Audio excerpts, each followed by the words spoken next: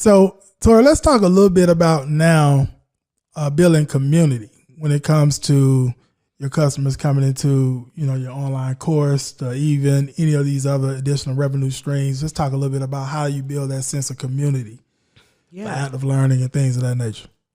So the community really is kind of the sweet spot on the heels of nurturing learners, is to ultimately nurture them into a community. And, the celebrity gurus that I mentioned earlier, what makes them celebrity gurus is that they have a community built around their guru. That they have a celebrity built around their information brands.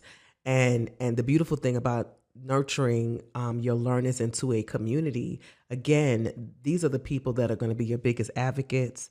These are going to be the people that buy into all of the offers because they're your fans, just like when Beyonce, before the album drops, people are already waiting in line, to click on the buy now button, and because of the type of community that she has built around her brand. Yeah. And so when you're able to foster that type of dynamic, then that is the ultimate goal. Yeah. And when you have the community, and it doesn't have to be all about monetizing them constantly, right. But it is all about providing value to them constantly. Yeah. And so whether the value comes from, free content sometimes, mixed in with some paid offers sometimes, the community is also encouraging them to engage with one another, or even introducing other thought leaders to them to provide more value beyond what you yourself can provide.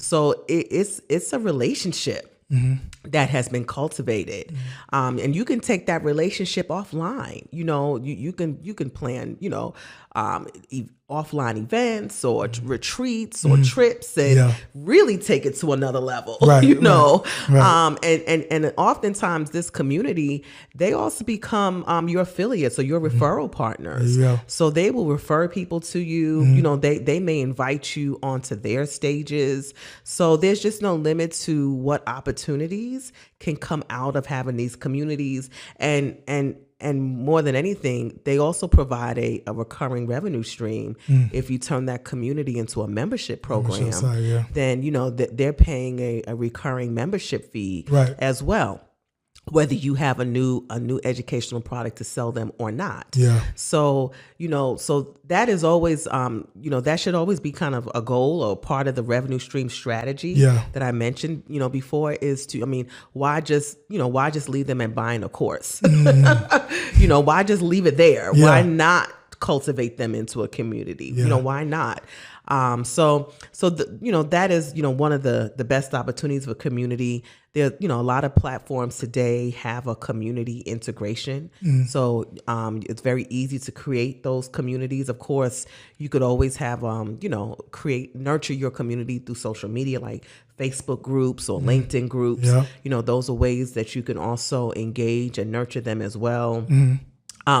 Leverage them to also, view your content, post comments to help it get through the algorithm. Yeah. A lot of times the community are going to be the ones that kind of push your content forward to reach other target audiences. So the community is, again, that should always be part of the end goal, is to, take the initial, lead magnet or freemium and then nurture that all the way into a community that then just kind of, just you can monetize on autopilot.